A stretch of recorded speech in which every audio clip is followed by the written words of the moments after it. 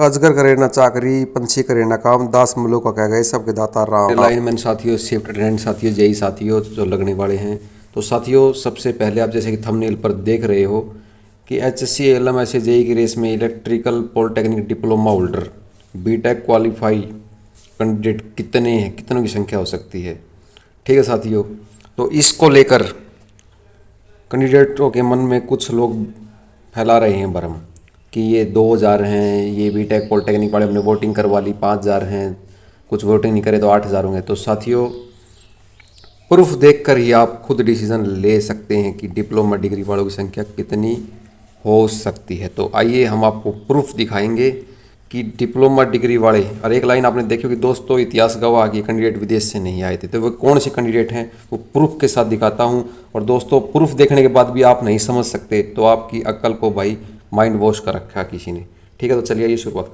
साथियों 2019 के अंदर जेई इलेक्ट्रिकल की पोस्ट आई थी जिसके लिए डिप्लोमा और डिग्री और एमटेक वाले अलाउड होते हैं। तो यहाँ पर देखते हैं ये 15 जून 2019 को आई थी और 4 जुलाई 2019 तक इसका क्लोजिंग डेट थी। तो यहाँ पर देखो पोस्ट आई थी, मैं दिखा देता हूँ आपको। पहले प्रूफ के साथ बात करेंगे इस वीडियो में और आप खुद समझेंगे। ठीक है, तो यहाँ पर जैसे कैटेगरी नंबर 3 में 34 पोस्ट जूनियर इंजीनियर इलेक्ट्रिकल की, ध्यान से देखना आप 3 नंबर को।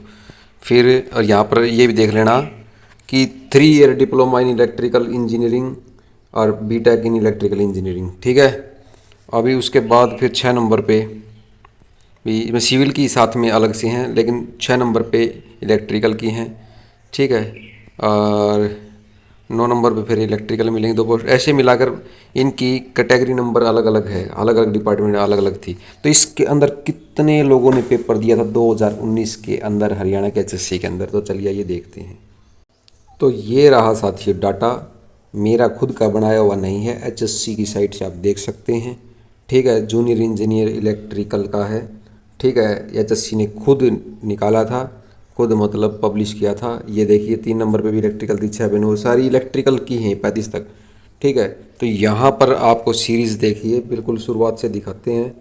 ये देखिए 10 192 के बाद 0 0 0 4 0 के बाद 1, यहाँ से काउंटिंग शुरू है साथियों। ठीक है, तो यहाँ पर आपने देखा 1 से 3 5, यहाँ पर जिन्होंने एग्ज़ाम दिया था उनके नंबर शो कर रहा है। ठीक है, या स्क्रूटिनी स्टेटस दे रखा है, नॉट एलिजिबल, एलिजिबल सबके जो देखो पोस्टों के हिसाब से एलिजिबल थे उनको दिखाया गया है। तो यहाँ पर देखिए 709 पेजों की है साथियों। तो 1 से शुरू होकर अभी मैं आपको बिल्कुल नीचे ले जाता हूँ समय ना खराब करते हुए। ये देखो साथियों, यहाँ पर आपने देखोगे कि 10 192 तो सेम शुरू से सीरीज शुरू 35,643 35,643 कैंडिडेट ने ये एग्ज़ाम दिया था। तो ये कैंडिडेट 2019 के अंदर थे।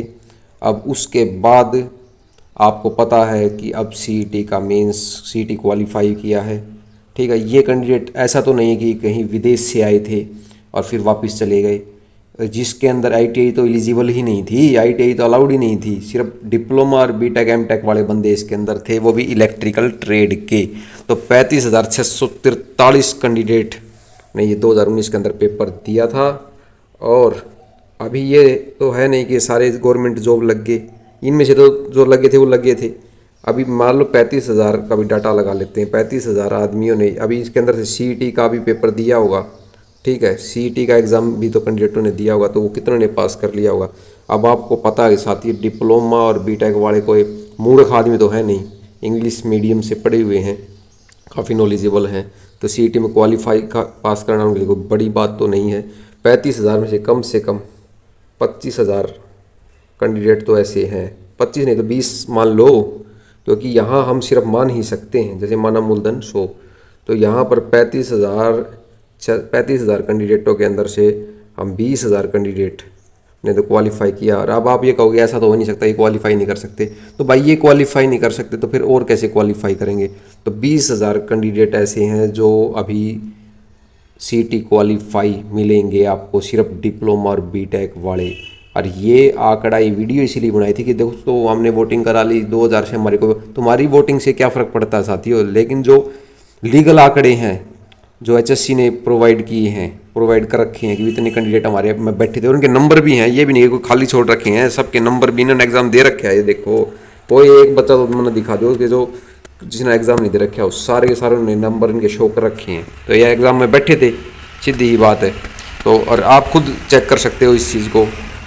तो भाई ये अफवाह है कि बच्चे नहीं हैं, बच्चे डिप्लोमा बीटेक वाले ही कम से कम 18-20 हज़ार आपने कैंडिडेट मिलेंगे, ठीक है। और ITI वालों का अलग मैटर है, वो कितने हैं कितने नहीं उसके अलग है। आप खुद सोच सकते हो कि इन्होंने बच्चे तो मिलेंगे ही नहीं, इन्होंने बच्चे सारे इतने हैं। तो ये बच्चे क्या विदेश से आ गए या कोई मंगल ग्रह से आए हैं? भाई जो ये वीडियो बनाते हो आप लोग, जो बच्चों को भ्रम की स्थिति में डाल रहे हो, उनके लिए भी बात है कि ये मंगल ग्रह से आए, चंद्रमा से कहाँ से आए हैं? ये दूसरे ग्रह के प्राणी हैं, ये यहीं के साथियों। इसके अंदर से मैं मान सकता हूँ 35 हज़ार के अंदर से 4-5 हज़ार कैंडिडेट अदर स्टेट के भी रहे होंगे, 30 हज़ार, लेकिन अदर स्टेट के अब भी कुछ हैं कैंडिडेट।